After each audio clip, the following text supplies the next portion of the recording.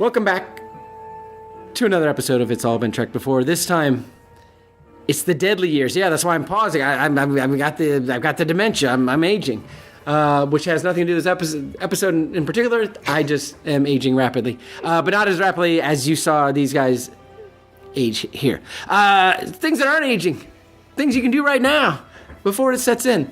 Go to patreon.com/IABD. You can support us and help us do what we do and get out that content to you. And you're going to get special. If you do that, you get special content. You'll get things other folks don't get. You'll get things before. You get to hear things, see things before other folks do.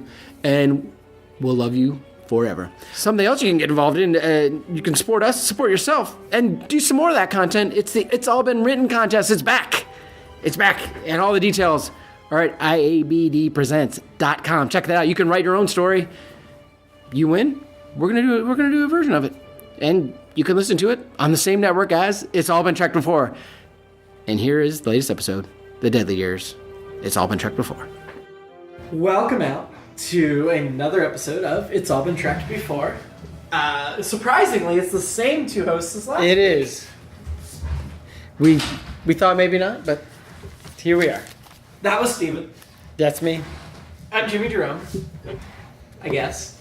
Still, apparently, that's my name on this.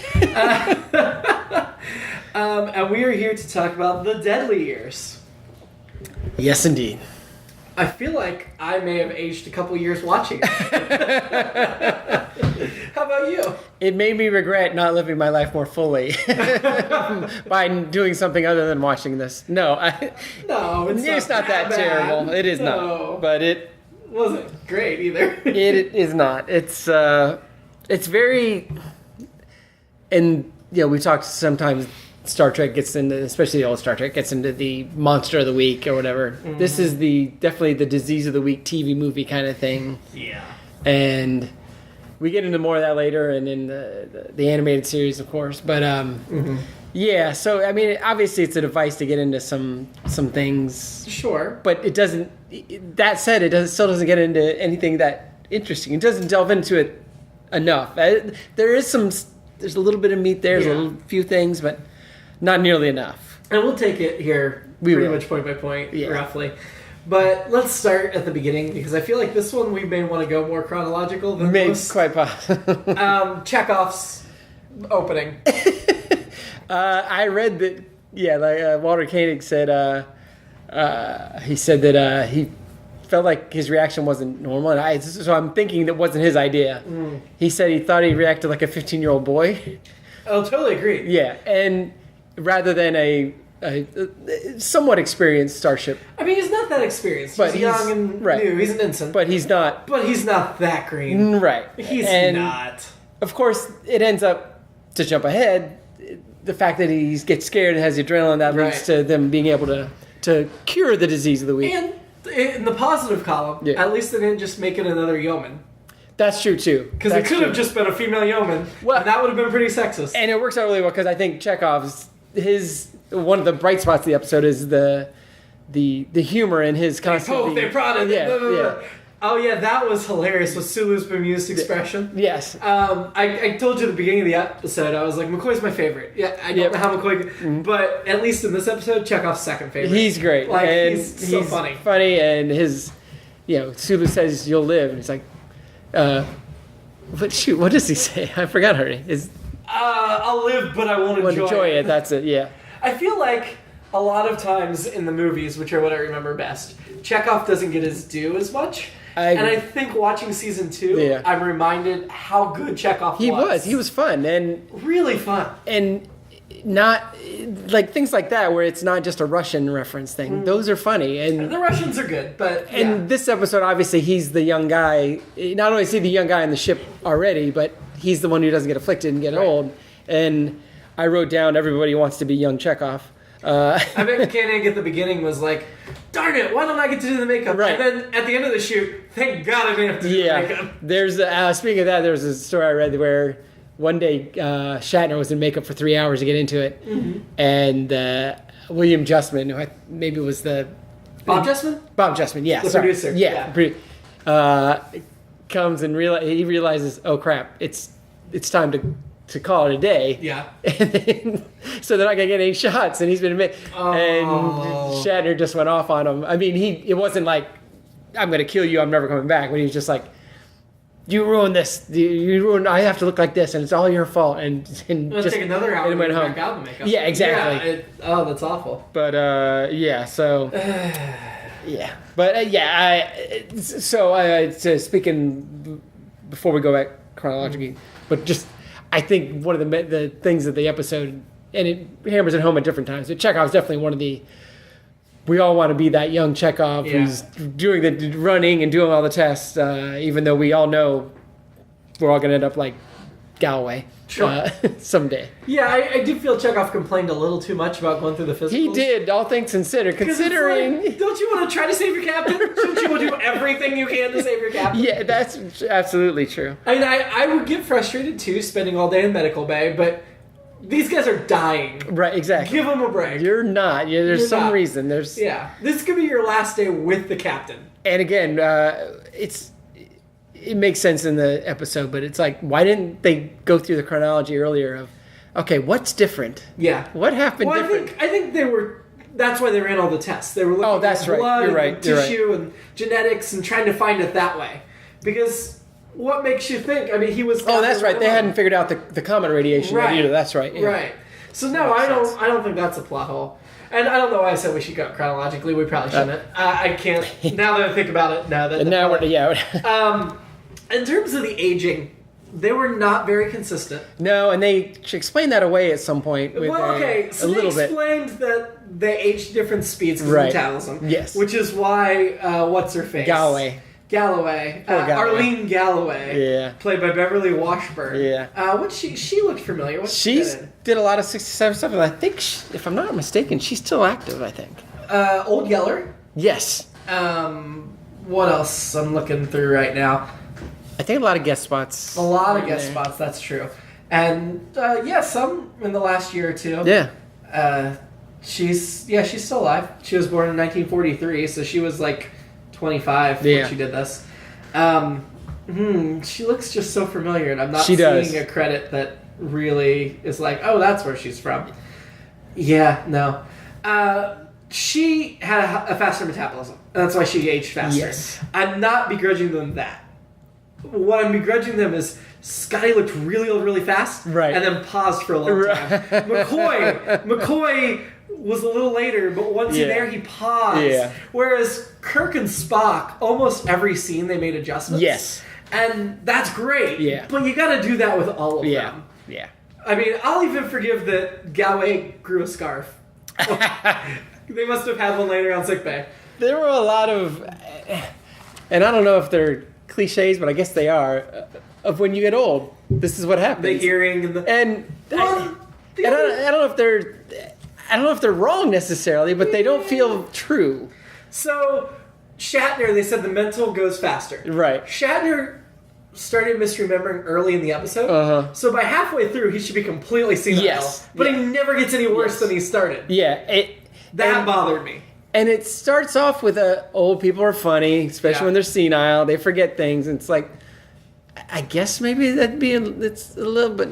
I guess back then maybe I don't know. I guess sometimes maybe it is. Well, during the hearing, they're like Kirk is between 60 and 72 years old. Right. I don't know any 72-year-old that's that screwed up. That was my thing. Was like if he's that messed up, that means he's very susceptible to Alzheimer's, dementia. Honestly, I would have put him like 95. Yeah, exactly. Yeah. I think that was a difference in the 60s.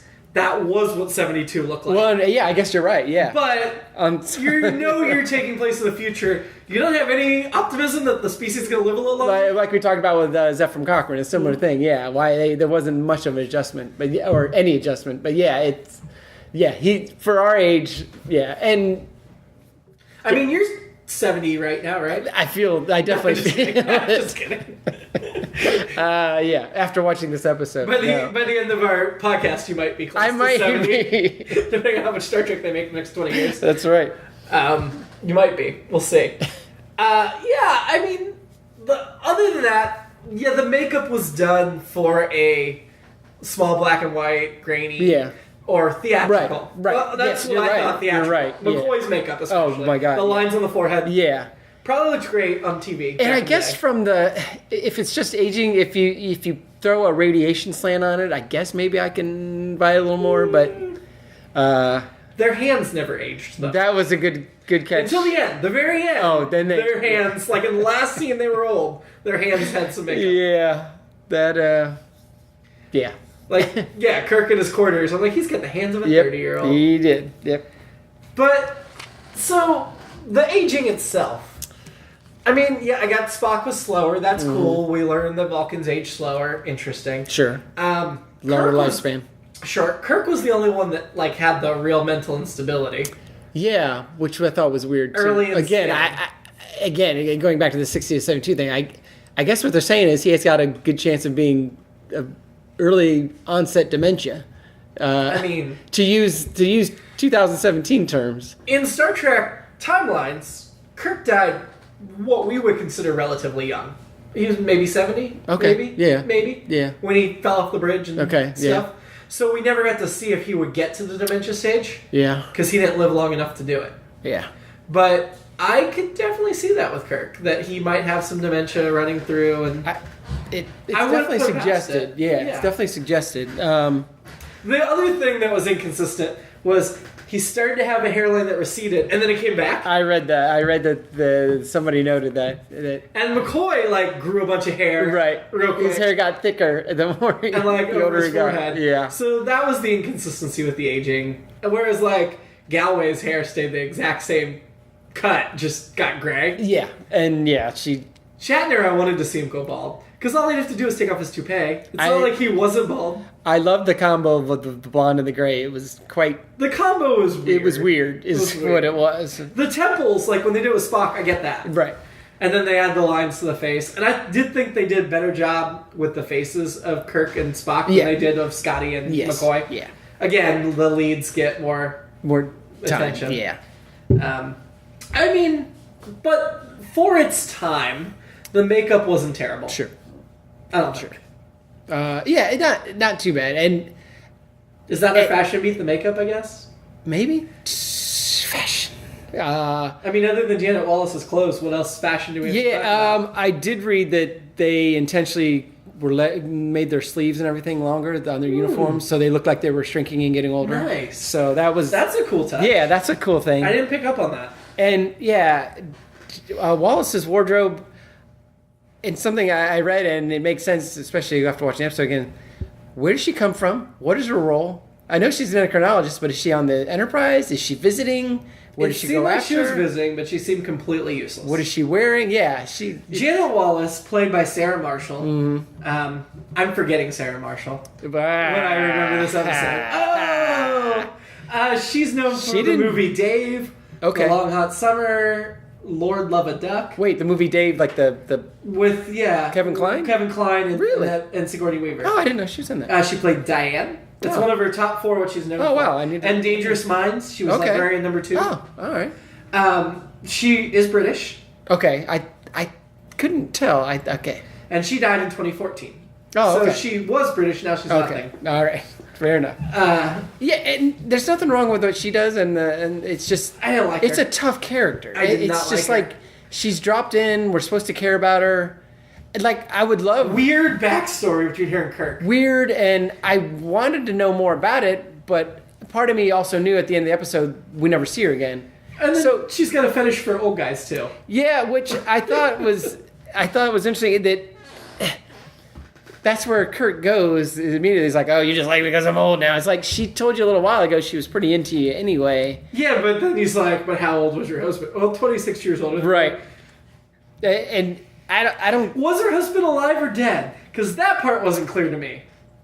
You're right. Because a couple times she talked about him like he was no longer with them. Yeah. But then other times it was very much like no, I left him for you and I'm with him. Maybe he got a space divorce. She got a space divorce. I mean, it didn't seem like it. She saw his name, which doesn't mean anything. Right? She was... I'm looking at the Memory Alpha Wikipedia. She was stationed at out of Baron 3, where she met Theodore, and Theodore did die. Oh, okay. And then she was on board the Enterprise during this mission. All right, well. But that's basically all it says about her. I just think it's unfair of Kirk, dementia or otherwise, to judge her for dating an older man, 26 years older, for one. And two, she was into him when they were ostensibly the similar age, same age, wherever they used to hang out. So. Oh, interestingly, she was written into the first draft of The Wrath of Khan. Really? Oh, okay. Instead of Dr. Okay. Before Dr. Marcus. Yes. Okay. That makes before sense. She was replaced by Carol Marcus. Great replacement. Yeah, I agree. I'd much rather have Carol Marcus. Again, But the idea was it was her character originally. Okay. I could see that, especially since they were looking to pull... And Into Darkness, they kind of paid tribute to that by saying that when they introduced Carol Marcus in Into Darkness, she originally said her name was Janet Wallace. Ah. So there was a callback there. All right. So I never realized that she was in another world with Carol Marcus. Interesting. I didn't... I mean, it makes sense if you're going back and trying to find a Kirk role. But I did not. I'm not saying Sarah she's Marshall. the best choice. No, I didn't like Sarah Marshall's Wallace. I'm really glad they replaced her. She was very breathy and soft focus, and it was just... I don't like the stereotypical breathy blonde. That's not my type of woman. And to be fair, I didn't love the portrayal either, but I just thought the character itself. It's just like, okay, you start with this.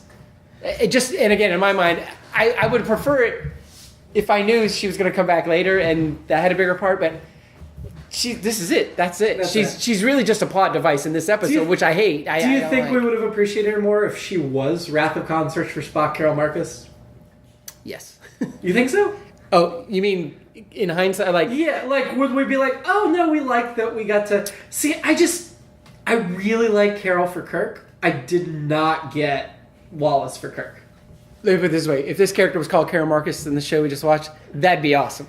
That's what they should fix in the next in the next CGI. No, actually, I wouldn't. You need the right actress. But no, I agree. No, I was it Bibi Besh? Yeah. Bibi Besh was so much more likable. Carol Marcus isn't like Janet Wallace. No, they're totally different characters. They're not the same character. No, like I said, it is an early draft. They fixed it before, but it makes sense that may have inspired. Right, that makes a doctor that he has because the story's similar, but it's much better. Different type of doctor. And again, in my mind, along those same lines, Wrath of Khan tells that story much better. Kirk had this shot and he missed out on it with this doctor, and then obviously we get into the sun, and it also tells the story of Deadly Years of. It sucks getting old. Yeah. In Wrath of Khan, they did so much way better with the aging in the movies. Yes. The dealing with the aging. Yeah. I mean, I'm still upset about Generations that when Kirk was in his ideal heaven world, Carol Marcus wasn't the woman. He was with Antonia or whatever the hell the girl was that we never saw. It should have been Carol Marcus. Well, I read an early draft of Genesis, and they did say Carol Marcus. Oh, really? And for whatever reason, they decided to change the name when they filmed it, which makes no sense to me. Well, I also think that in that dream heaven world, that he would want to be this episode when he comes back on the bridge and takes over. That everyone wants to be young Chekhov till the end. Then they want to be Kirk. Oh my God! When he took over, that's like great. That's the guy, and that's awesome. He brings back the Corbomite. I forgot that he ever used that again. Yep. I loved that. Yep. Because I maybe that's where I have this idea of the Corbomite. Because I told you I remember this episode, right. But because the Corbomite did not live up to what I remembered. No. But if that final scene was what I was remembering about Corbomite, no wonder I love it. That's awesome, right? Romulans. That's the weird thing. I feel like there's a couple elements like that last part's great. Yeah. And there's a couple other spots. And then, kind of like our last episode, there's the competency hearing is just... ridiculous. So trumped up. Wasteful. It's wasteful. It doesn't make sense from a perspective of, we have to figure out what's causing this and we have a mission. Let's have a competency hearing. And Spock, you need to do it. And I feel like everyone commits to it. Or the actors, I should say. We get some emotional moments from Sulu and Uhura betraying their captain. Yes, and Nimoy's great portraying that conflict. But it's just so unnecessary. Well, false first of all, emotion. If he's as far gone as he is, you just remove him. You don't have a hearing. Yes. Second of all, Kirk, as the hero we know him, would have stepped aside. That's one of those... He would have never needed to be removed forcefully. And again, that goes to he's got to have such early onset dementia from this disease that nobody else has for some reason. That doesn't worsen. That doesn't worsen. Right. Like, he'd be forgetting his words by that point. I just think Kirk would have been like, the safety of the ship is paramount. Right. I know I'm doing poorly. Well, you just called me on, I forgot an order. Right. I'm stepping it down. Right. Well, and as we've been told so many times in these first 40 episodes, he's in love with the ship. Yes. That's what his first thought would be, not command. And this suggests that maybe it isn't. Maybe he's that vain. This is like... And I don't care for it. I don't like that. This feels more like if Shatner got dementia during the filming, and Shatner would not step down as the lead. Yes. It does not feel like Kirk. Yes. Kirk would have stepped down. I agree. Although I did like the conflict of Spock going, I don't want to remove him. Yes. Yeah. Because that makes sense. Because he wants to preserve his dignity. Well, and Spock does raise the point, because Stalker, and this is another tricky one, because Stalker is just like, this is what we need to do, because Commodore Stalker, Charles Drake, and he's going along, and you're like, okay, that makes sense, and then all of a sudden he's like, well, Drake's most famous for Charles Drake is most famous for the movie Harvey.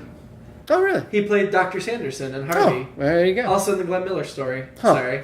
He's got a lot of credits up through the 70s. Yeah, got a great voice. And so for the most of the episode, you're like, okay, that makes sense. Until the end of the comedy hearing, when he's like, all right, well, I have to assume command. And Spock's like, well, no. And, everyone else. Sulu, of course. Should have been Sulu. Obviously, they all knew what to do when the Romulans were there. Yeah. And he didn't. And, again, it creates this... I wanted Sulu to just be like, okay, here's what you're going to do. Before Kirk walked on. Yes. Because... I get your top 4 officers are inflicted. Right. Again, why are you saying the top 4 officers on one mission, whatever. Right. But Sulu would have been... But other than that little bit where he's like, I'm just going to fly you through the neutral zone and sit here while we get shot at. Yeah. He was much better than the other Commodores in the series. He was like understanding, he was patient. He got it. He was watching Kirk, but he didn't try to actively destroy Kirk. And even when he... tried to remove him, it was all out of, I respect you, I just want to save the lives of this crew. Well, and I think that going with that, same with Kirk would have said, I need to step aside. Stalker, I think, going with the logic of what he was already saying, would have been like, you know what, I've never done this, and I'm going to go through the neutral zone. I'm considering this.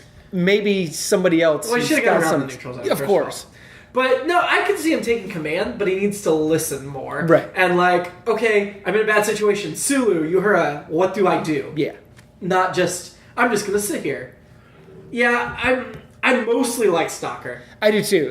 Just that weird... Better than most Commodores. Yes. Yeah, the space battle was the only scene where I was like, come on. And I do like when Kirk refers to him as a chair-bound paper pusher. That always stuck with me for some reason. That actually, I felt bad for Stalker when he said that. It is. It's a terrible line. I felt it was unfair. I just like the term, not necessarily applied to Stalker, but I like it. I like the term.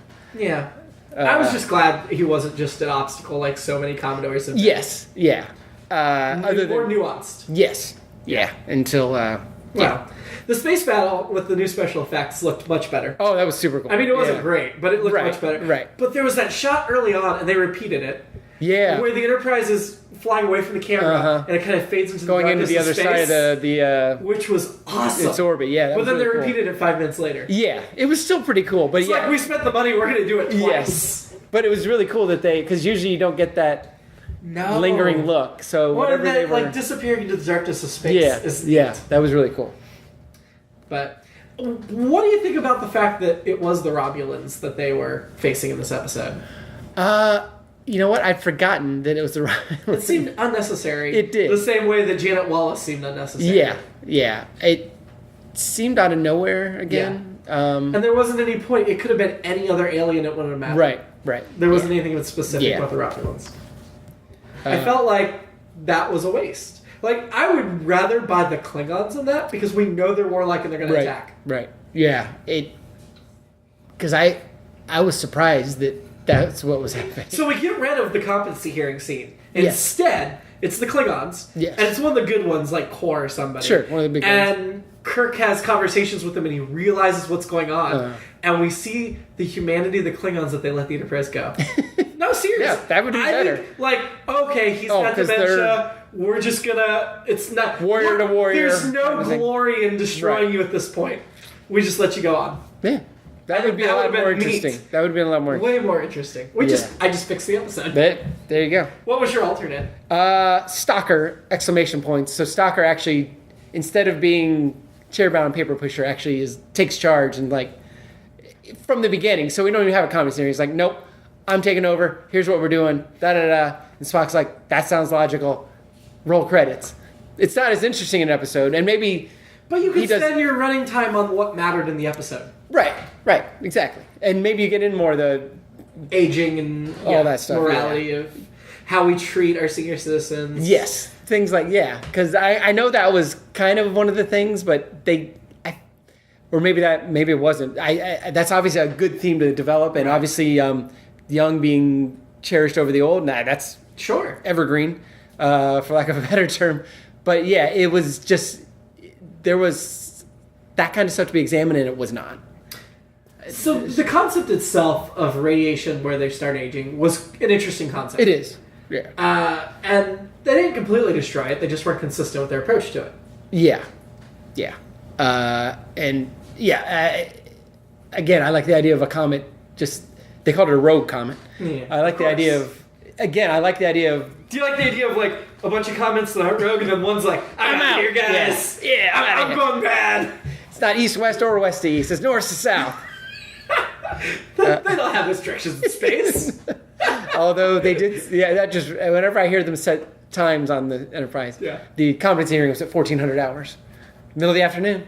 Well, you did say that with the Corbomite thing, he said 4 solar years. Yes. You don't want to enter. Yes. Which I'm like, okay, that's good. That makes sense. Sure.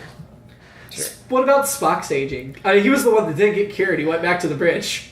Yeah, and I thought when McCoy says any time now, Spock was like, oh, I'm ready now. Yeah. And it was very measured or whatever. But I did think, you know what? With his advanced age, he could go any second now. That was the feeling. No, I didn't think maybe not him. I thought he was still low enough with the aging that he could afford the moment. If I'd been him, I'd been a little more nervous. But I was disappointed they didn't develop Spock's aging more. His was the most understated and underexplored. Yeah. And because he was the alien. Well, they did focus a lot on him being cold. Well. And I can't tell if that's from a desert world. I couldn't tell if that was an old person joke as well. I got to turn up the thermostat, but... I took it more as I'm from a desert world. I empathize with Spock because I feel that way at work all the time. Really? That they will not turn up the thermostat. Yeah. I'm usually warm. Yeah. I also work right by a giant set of windows, so good with the bad. I get a great view, but it's cold. Yeah, I felt like there was more to say there rather than just, I age slower. Yeah, I agree. And I'm keeping my mental facilities. I mean, he was very upfront about what he was experiencing and his symptoms even before they registered. Yeah. Oh, McCoy was a great cantankerous old man, though. He was, and of course he got the southern accent deeper as he went along. I like McCoy as he plays as an old man anyway. That it's just giving him the makeup, whatever. Yeah. I can't decide though for his old age makeup. Do you remember what he looked like in Next Gen when he showed up? Oh, I was reading something about that because they said that. Which is worse, the makeup here or the makeup in Next Gen? I can't remember what they said. They compared. He's 150 or something. So they really age makeup him. Yeah, I think they said he actually looks older here than he does. He does. Yeah. And I don't know that either was good because the Next Gen makeup wasn't good either. Yeah. It was. I mean, when Spock and Scotty show up in Next Gen, I don't think they aged them. Yeah. But McCoy, they super aged. Yeah. I mean, they had explanations for why they weren't aged. Spock ages slower. Scotty was caught in a transporter for 70 years. Oh, yeah. McCoy just was really old. Yeah. You would have thought, well, what was it, 20 years later in our world? In our world, he was in the first episode of Next Gen. Okay. So they were they had just filmed Star Trek 4. So they weren't even done with the films. Oh, okay. Yeah. So they had to age him. Yeah, so they couldn't. Yeah. They couldn't just leave him as is. Yeah. Because it's 75 years later or something. Yeah. Well. They had to do something. Now they could probably do a great job. Yeah. No, I think Spock they aged a little bit. Sarek, I think they aged a little bit, but yeah.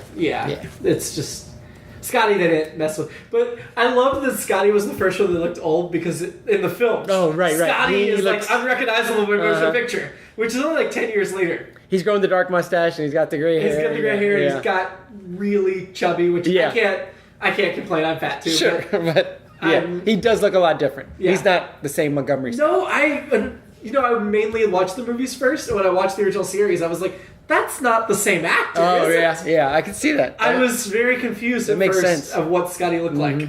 I was looking for the mustache and the portly build. Uhura aged well, though. She looked the same. Yes, she did. Yeah, of course. And Chekhov still looked young even when he was old. Yeah. Commodore Stalker really, really wanted to get to Starbase 10. Yeah, they never made a clear reason why he was in a rush. He was taking over the Starbase, but still. Why? I mean, like, if he believed there was a doctor, a medical staff that could help. Yeah, is that why he was going across the neutral zone? I mean, they never said that, but I feel like that's how they could have justified it. Like, oh, McCoy's going senile, we need to get you to another staff. And Nurse Chapel was just set dressing in this episode. Oh, she had, like, nothing. She did a great job in the, I wrote it down, the adrenaline montage when they're working. I guess. But she got, and we never ever see, like, any of the other medical staff, even though there's supposed to be other doctors on board. No. Yeah. I am liking that we're getting the Core 7, like, almost every episode now. Yes. And it'll be a bummer when that stops happening, but so far, lately... It will stop happening. It will. There are other episodes that are all 7 in. Yeah. It just feels right when they're all there. It's just, well, like we talked about with the movies, it's just more interesting. It's just, they're these great characters that we get tastes of, we know enough, and we want to know more, and have more of them. Like the Sulu Chekhov banner, and anytime Uhura drops one of her little lines in. I think they gave Sulu, Chekhov, and Uhura, granted very tiny, but meaty bits in this episode. Yeah. Scotty actually got the short end of the stick. Yes. He just got to get old and sit there. I would have liked to have seen something. And he went back to his station. Yes. Yeah. We commented while we were watching the woman in the conference room at the beginning. Yes, yeah. Commodore, I guess she might have been Commodore Stalker's aide, or... Oh, I guess I could see that. No, they didn't make that clear, though. Oh, Stalker wore his insignia very too low. Yeah. Way too low. Yeah. I don't know what was up with that. That's the way those desk-bound paper pushers, that's what they do. I assumed they were, like, sewed on the uniform, so I don't know how it got that low. I also didn't like that, to get back to Kirk giving Janet Wallace a hard time about dating older men or whatever, or coming on to him. He said, is this love or a going away present? Yeah. That's really rich of him to do that as many times as... I kept expecting them to have, like, a scene where they clearly just screwed. And it never happened. I did too, and I thought they kissed at some point, but they always got interrupted. I honestly think this episode would have been 10% better without her. At least. I agree. I don't like her at all. Any part of her. It didn't add much. Like I said, it's like... It didn't add anything, except negative. It only detracted. Where did she come from? Where did she go after the episode? Where'd she come from? Where'd she go? Yeah, exactly. Yeah, that's right. Yes. I enjoyed the tight shots on Shatner's crotch when Kirk is reacting to the adrenaline. And of course he took off his shirt again. Yeah, of course. Every chance he gets. Of course. I don't know what this is. It's just the ending. Kirk's the best. He's just... The end. Well, the ending he was. The ending he was Kirk. He's old Kirk. He's himself. Not been Kirk this whole episode. No. I like the twinge and the arthritis and all that, because I could definitely relate to that now. But sure. I don't have arthritis, but getting old. I liked at the end after he was cured, he still had like a twinge in the back. I enjoyed that. I was looking up Mr. Johnson and Mrs. Johnson. It was Elaine, but in the IABD it just says Mrs. Johnson. Yeah. I feel like you need to give her first name. I think. But they were throwaway characters at the beginning, and Alvin was already dead before we found them. Well, and it was that thing of, like I said, that was... Neither one of those actors are notable. They were one of the ones that it's kind of played for laughs, that a little bit that, oh, he can't hear. I'm 29 and I'm 26. Because I feel like... I had to be like, where's his hearing aid? But then I was like, oh, they probably didn't stock him because there was a young group. Sure. Yeah. And why wouldn't they be like, oh, thank God you're here? We don't know what the hell's going on. Yeah, no, they were very much like a... But I guess the idea was they'd already lost their faculties, but it just didn't play right. Opening. It was. I feel like there was an interesting episode in here. There was. And if they'd been a little more consistent, it would have been fine. just the way it executed was uneven. Like I said, in Wrath of Khan, the way they examined Kirk feeling older. Well, not just Wrath of Khan, like all the films. Yeah. They really got into aging. Right. Yeah. It was a big theme of all the motion pictures, and I loved that. Because nowadays, so many of our action heroes, you either don't see them age, or they bring them back like Harrison Ford in Blade Runner. I haven't seen it, but I'm sure that they're not really going to stop to deal with the aging. No. That's not how they play things. I think so. Although I'd be curious to see if they do, but yeah I mean, it's definitely a... Although I'm not going to complain, on the depression. I'm not going to complain about The Force Awakens in aging because I just enjoyed seeing Leia as the general. Right. I don't care that she hadn't been suffering from old age. Sure. I was just like, cool. Yeah. Cool. So the movies did it so much better. Star Wars. Hey, look at that. Noted. Note the date and episode. But yeah, like you said, later they finally, and maybe it made more sense, obviously, at that time to deal with it. But this was, again, I think the fact that they dealt with it that way leads more to the disease of the week aspects of it. And I felt all the ways to bump up the drama just felt false. It did. For the most part. It just... Including, of course, Janet Wallace and all the other things. I mean, yeah. What other notes you got? That's all I got. Okay. Yeah.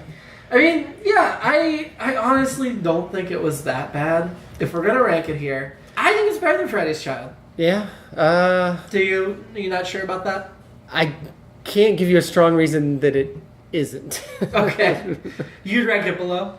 I probably would, but maybe I'm just angry about it right now. Would you still rank it above Catspaw? Yes. Okay. Yeah. I think I'd rank it below Who Mourns for Adonis. Yes. Yeah. But I can agree with that. I can go with that. Put it between Adonis and Friday's Child. I can accept that. Yeah, I'm okay with that. Because I know there's only two of us. It's okay if you want to be like, no, it needs to go below Friday's. No, I don't have a strong... Okay. It should be below. No, I can't argue that. That's two in a row that are down. What do we got next? Next week, we will be discussing another episode that comes after the Deadly Years. We'll be discussing Obsession. Okay. Which... I vaguely... Deadly Years was the first... never mind. Deadly Years was our first... This is our first 2018 episode, so welcome to 2018. Oh, there you go. Welcome. Happy New Year. People. Hope you had a great New Year's. It is January 4th right now for you guys. Oh, yeah. For us, it's October 7th. Breaking a little of the magic there.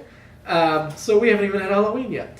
Next obsession. Captain Kirk obsessively hunts for mysterious cloud creature he encountered in his youth. No, yeah. Okay. I can't say... I know I don't love that episode, but I feel like there's some good stuff there. We shall see. We shall. I do see that Sulu is not in it, but Nurse Chapel is. Okay. And there's somebody named Insing Garovic. And I remember him. Rizzo. Kirk first encountered the Cloud as a lieutenant aboard the Farragut and blames himself for freezing in the moment of crisis, causing the death of crewmen. Yeah. You know, yeah. It's not one of like my top episodes, but now that I'm looking at this, I think I remember it being pretty good. I think so too. I think it's going to be a bounce back episode. Obsessed for his desire to revenge and wanting to make up for his past. Mm-hmm. He kind of becomes a Captain Ahab, is what I'm assuming. Yes, along those lines, yeah. So, I'll give him that. And then we've got Wolf in the Fold, Trouble with Tribbles. Solid. And a few other ones. All right. That are coming up that I know are good, but I do feel like the first half of season 2 is the best of Trek. Yeah, we went on a great run there. I think we're past it. I think we are now. You're right. I mean, there was some great stuff in season 1 too. Yeah. But I think we're now in the second half of season 2 starts to go down. And then we'll have got all of season 3 to get through. This is gonna be rough. There's going to be some good moments, but we'll be there with you for it. We ask that you please continue to listen and watch along with us because we're suffering, so you should too. Yeah, we're going to re-examine open some old wounds. We'll get to next gen, but we need the foundation. Yes. And the films. The films are great. Oh, yeah. I cannot wait to get to the films. Okay, so next week we'll talk about Obsession. Oh, I did want to change my girl. We did not do that. I'm so sorry. Who would you... I did have her originally listed as Yeoman Beautiful Blonde, but they gave her a name, Yeoman Adkins. Yeoman Adkins. And I don't even have a good justification for that other than she was beautiful and blonde. Is she the one that he asked him to sign the report again? Yes, and she got to testify at the competency. Played by Carolyn Nelson. Yes. So they sent her away as soon as she testified, unlike Selena Guerrero who got to stay and vote or debate. Yeah. She is best known for The Taking of Pelham 1, 2, 3. Oh yeah, she married the 1974 version. Yes, she married Joseph Sargent, the director. Sure did. Who did some Trek episodes. Joseph Pevney directed this, and he's directed a lot of the episodes we've been watching lately. Yeah. He seems like a very good director. Yeah. My complaints of this episode do not have to do with directing. No. Joseph Sargent directed Jaws and The Taking of Pelham 1, 2. Yeah. So he's got some good credits there. Anyway, so we'll come back. Yeoman Atkins. Yeah. Ooh. That's right. I forgot about it. No, I think I should replace her. But I'm going with the brunette. Yeah. That didn't speak. I was really hoping she would talk, and right. Everybody else. I'm going to name her too. Everybody else. That's a good idea. I'm going to name her. I don't know. I can't suggest Rebecca. Her name was Rebecca. I don't know why. Stalker's Aide Rebecca. That's fair. She is my woman of the... I feel like everybody else in that meeting got to talk except her. I wanted to hear what she had to say. I think she could have been very insightful. Could have saved him a lot of trouble. And maybe she was just zoning out or just taking notes, but... I don't know. We shall never know. We will never know. Unfortunately. Okay, so that's it for Trek this week. Join us again next week. We'll get into some Moby Dick style stuff, which Star Trek revisits frequently. Oh, yes. I mean, why not? Yeah. Evergreen. LLAP. Later.